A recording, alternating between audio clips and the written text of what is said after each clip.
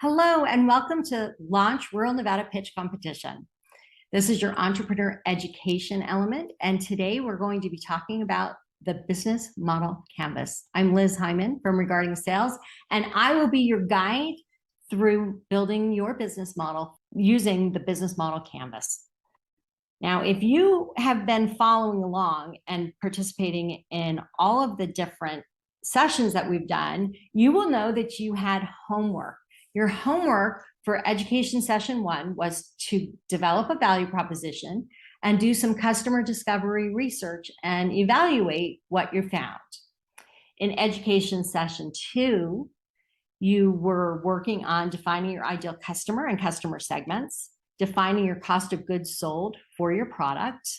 We call those COGS, and determining the minimum price to be profitable. So if you're going to sell your product, you have to sell it at a price that you can afford to make a profit. And the final one was to create a 1-year pro forma income statement. So to map out how the money is going to flow in and out of your company for the first year based on your best guess at this point. Now, if you have not participated in education session 1 or education session 2 and have not done the homework, I encourage you to stop now, go back to those videos, watch those videos and do that homework.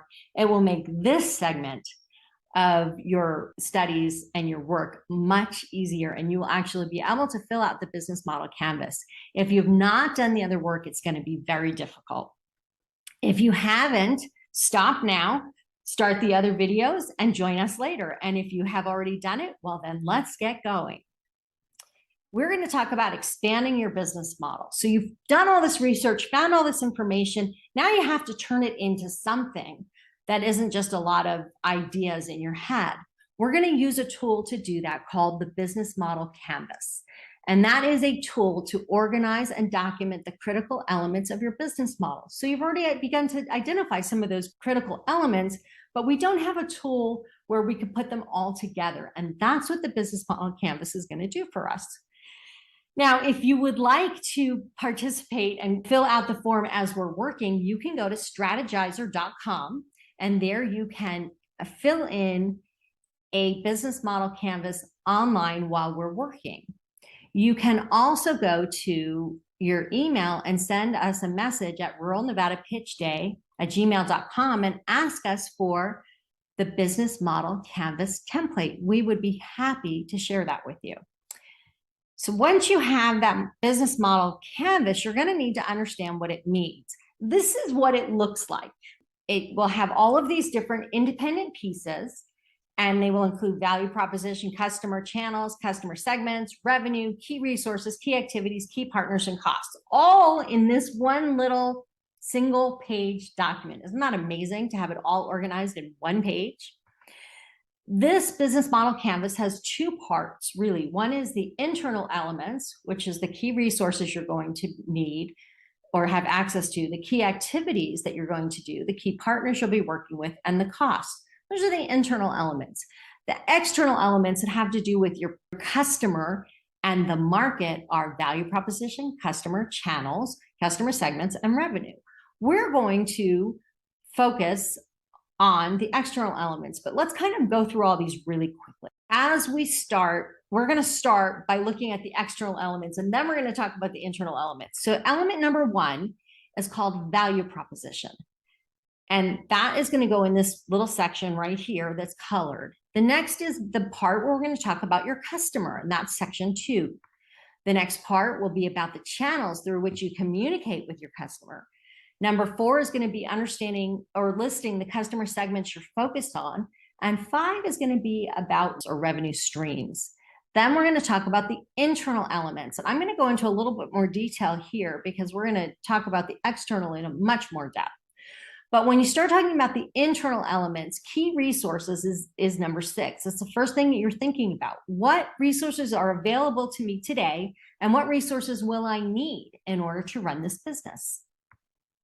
The next thing you're going to think about is key activities. What key activities must I do in order for this business to thrive? Number 8 will be your key partners. Who are you working with in order to make this business happen? Your partners can include an actual business partner. It can include investors. It can be people who you are contracting work out to, like people who do marketing and graphics. They may be your vendors. They may be another partner that you sell through. It could be any number of different kinds of relationships that are actually partnerships that support the development of your business. And number 9 is costs. And you'll remember that when we were talking about our pro forma, you went through an exercise and mapped out what you thought all of those costs were going to be, including your cost of goods. So all of that can be identified here. And remember that as we're doing this, we just want to put bullet points of the information that we can back up with other documentation later if we want to. So why is this important? This seems like a lot of work probably as you're sitting here looking at it. Why is it important? Why do you need to do it? Well, one of the first and most important things is it's simple and it's structured. It makes it easy for you to understand. And it makes it easy for you to tell your story. It includes all of the critical pieces that are going to matter as you begin to ask for investors or invite people to work with you. It will help you organize your thoughts and it will help you stay customer focused. Now, if you are thinking that you want funding, whether you want it from investors or you want it from a bank or you even want to ask friends and family, you will want some method to explain what you're doing, what the costs are, what your channels are, all of the things that are going to matter when you're trying to run your business, and that will help determine whether you're going to be successful or not. When people can see the story and they understand that you know the story, they are willing to invest, whether they're investing time or money or something else, ideas. So it's very important to have a simple way to tell your story that is complete. So you may be wondering, how is this different from a business plan? It's actually very different. This is your high-level thinking. So it's sort of a summary view. It's customer and market focused, and it's quick and easy to change. It's very visual. It's very high level. And it is the stuff that starts the conversation. Now, if you are going to build a business at some point, once you've thought through all of these things that we're doing in your business model canvas, you're going to want to create a business plan. Now, a business plan is each of these elements in much more detail.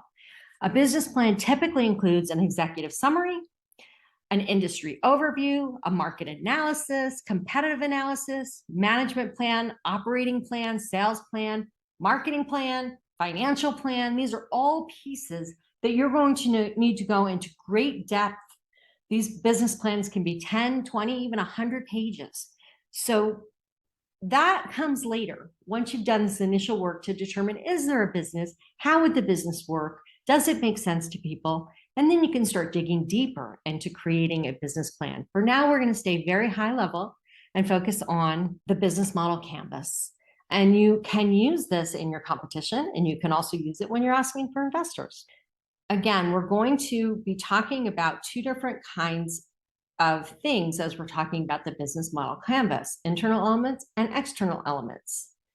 The internal elements are the things that people want, how you make it, what it costs, how you do it. The external elements are focused on your customer. As we move forward in this exercise, we are going to focus on the external elements of your business model. We're going to talk about defining the value you create for your customers, identifying your customers, defining and quantifying your market, defining a profitable revenue model and cost structure. This is where we're going to put it. We're going to use the right-hand side of your business model canvas and fill that information out. So let's kind of dig into each of those things and what they mean. First, we're going to start with a value proposition. What problem are you solving and how do you do it better? So when I think about a value proposition, I like to put it in a little bit more detail. So what problem is my customer having, but how do they define it in their own words? And then how do I solve it, or how do you solve it? And why are you the best solution for your ideal customer? Since you've already thought about who your ideal customer is, you can answer that. So your value proposition is your customer's problem in their own words, your solution, and why it's the best for your ideal customer. Better gets us into a competition game that we don't want to get too deeply into. We really want to focus on how this solves the problem for my ideal customer. Once you identify what the value proposition is, you can go back and figure out the next question, which is really, who are you solving it for? What's the customer segment that you're focused on? Who are the people? What are their personas? All of those things that matter in order for you to effectively sell to those people. Who am I selling to? Because if my market gets too big, then I can't focus my story and my solution. I need to narrow my focus on the customer segment that is most appropriate for what I'm doing and the people who are most likely to buy. And then creating their personas, the stories about who these people are. So if you have a one-to-one business sale, then it might be a small business with a certain set of criteria around it. If you have a large business-to-business deal, it might be a kind of company with certain things that are true, and then stories about each of the different buyers that are involved in the buying process. Now, if it's business to consumer, it's pretty simple. We can tell a story about who is our ideal market, who's our ideal target. Am I selling to people who just graduated from college? Am I selling to grandparents? Who am I selling this product to primarily? So that's what we're going to do in the customer segment part. Channels is the next part, and that's really important because once you understand who your customer is and what problem they're having, we can start to think about where will they be. So when I'm in the selling part of this story, I need to figure out where are they looking for information about the problems that they have. What channels, like are they using social media? Are they reading magazines? Where are they looking for solutions or ideas? When you're selling, you want to identify what channels people are using. Are they using Google searches? Are they using LinkedIn? How are they finding the answers to the questions that they have? That's the channel that I want to be on in order to reach them. Now, once I start working with a customer on the far end of the journey, once they've already become customers, I may use different channels than I used to reach them initially. I'm probably not going to use social media ads. I'm probably not going to use search engine optimization to reach them. I'm going to use channels that we use when communicating with a customer. They might include things like email and text messaging. You might also create a customer portal where they can interact with you directly around certain things. Now, then there's that middle part. So there's the people that are out there that I'm trying to get their attention. Those are my prospects. Now I have those people that have found me, and now I'm in the process of helping them make a decision, or I'm selling to them and they're buying from me. We're in this process. How am I going to communicate with them during that time in our relationship? And I could be doing it with email or with text messaging. I might use LinkedIn sometimes because they're not answering my emails, and maybe I can catch their attention on LinkedIn because they're busy. So thinking about what's the best way to communicate with those people that I'm in the process of selling to. The channels are important. There are lots of different ways to communicate. Understand your customers and what's the best way to communicate with them, whether they're prospects or prospects that are in process of buying, or whether they're people who you're already working with. Know what channel you're going to use to communicate with. Now, the next thing that we're going to talk about is customer relationship. And this is your plan for finding and keeping customers. So our relationship with our customers starts very early in their customer journey. And the most important thing that we need to do in the customer relationship is to build trust and to continue to build trust. So one of the reasons that we put content out into the world, because it shows them we are knowledgeable about the problem that they're having. That's the first step in building trust.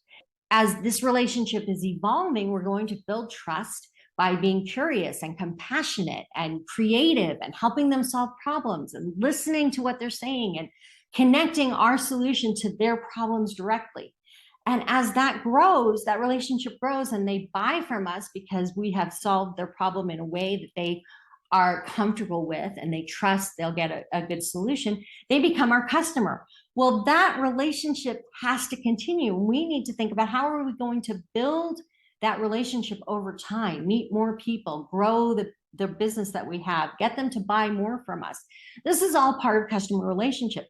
It ties to channels because the mechanism that we use for communicating is going to vary depending upon the relationship, who it's with, and where we are in the relationship. But we really need to think about how are we going to create, build, and maintain customer relationships.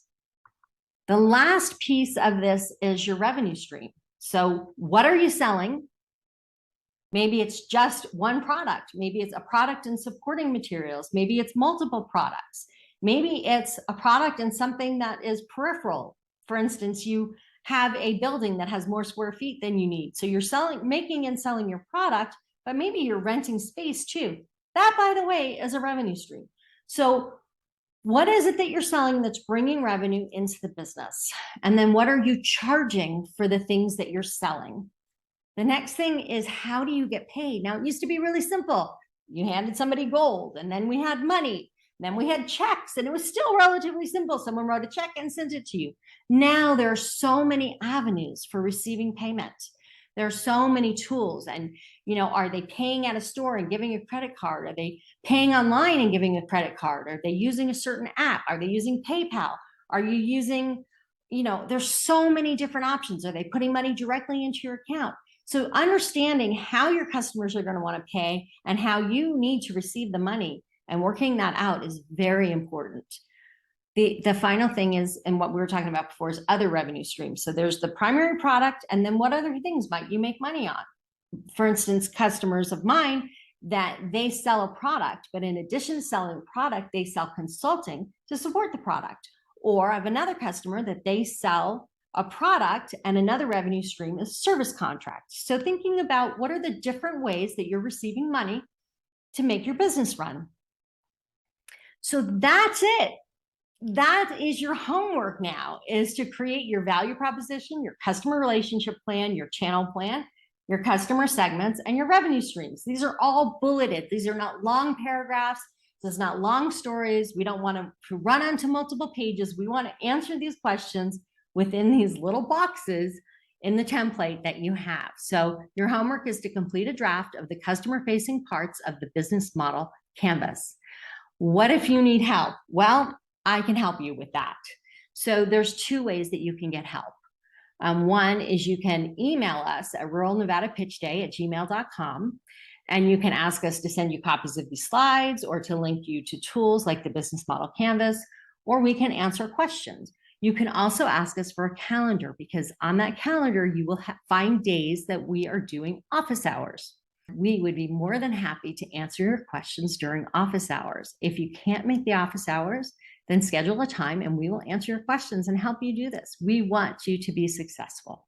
So thank you for participating in the Launch Rural Nevada Pitch Day. Good luck and have fun.